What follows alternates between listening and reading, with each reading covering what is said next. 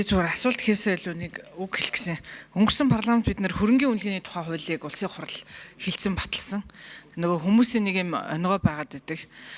Байраа банкнд тавих гэхээр нөгөөх нь амбар гэж үнэлээд тэгээ зарх гэхээр татвараа өндөр авах гээд орд харш гэж хараад байдаг шиг бид нар яг үнийг хэлэхэд энэ үл хөдлөх хөрөнгүүдийн үнэлгээний асуудлыг суур асуудлыг эхлээд ярихгүй бол энэ 12% татвар байна уу 10% байна уу энэ үл яг үнийг хэлэхэд үнэн хиймэл байгаад байгаа цагт үнэнд нь бид нар итгэж чадахгүй байгаа цагт үнэхээр хүнд.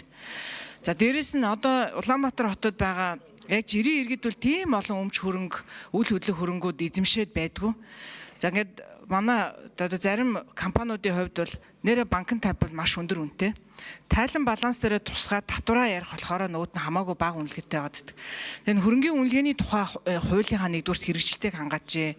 Хоёрдугаарт үл хөдлөх хөрөнгийнхаа энэ одоо үнэлгээтэй холбоотой хууль эрх зүйн орчноо сайжруулаач. За одоо ингээд 100 гаруй тэрбум төгрөг 8 орон нутгийн орлогоос тэгэхээр тасалдах юм байна.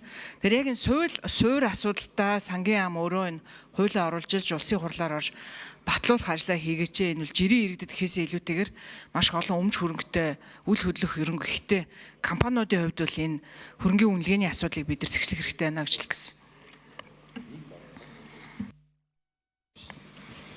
За. Нэмж тайлбарлах. За жолтон сайд.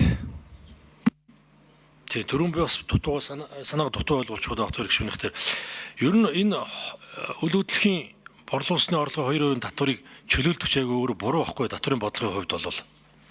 Тийм учраас энийг ажлын хэсэг байгуулад яг тэр одоо судалгаа хийлгэсэн санал асуулт авсан тэр агуулга зөв буруу гэдэг дээр ярилцах хэрэгтэй.